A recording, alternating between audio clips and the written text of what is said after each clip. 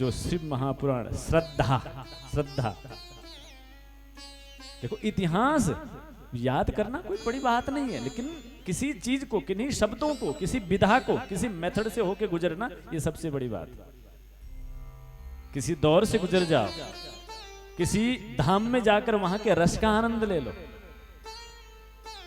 किसी सदगुरु के पास जाकर उसकी साधना के समग्रता को आप अनुभव कर लो, ये बहुत बड़ी बात है, बहुत बड़ी बात है।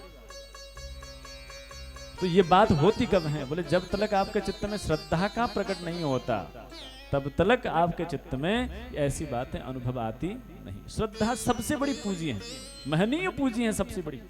जिंदगी में रुपया गया, पैसा गया, दोबारा कमा पाने की संभावना बनी रहेगी।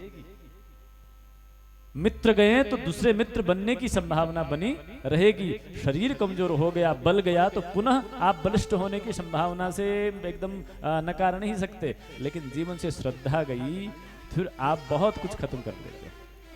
श्रद्धा जाने मात्र से आपके जीवन में जितने कर्म हैं, जितने सुकृत हैं, जितने यज्ञ हैं, जितने तप हैं, जप हैं, उन सब का पुण्य एक क्षण में खत्म कर देते।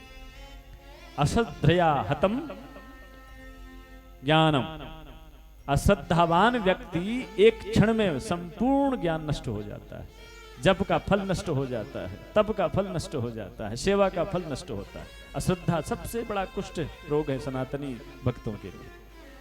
ज्ञान कहाँ उदय होता है? बोले श्रद्धावान लभते ज्ञानम तत्परः संयतेन्द्रिय।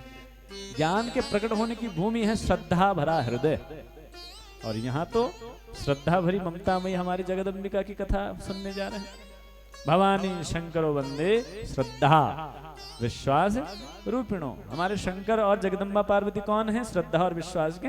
और इनकी कथा हम सुनने जावें और चित्त में अश्रद्धा पैदा हो, मन मचल जाए, तो फिर समझना कहीं न कहीं गड़बड़ है।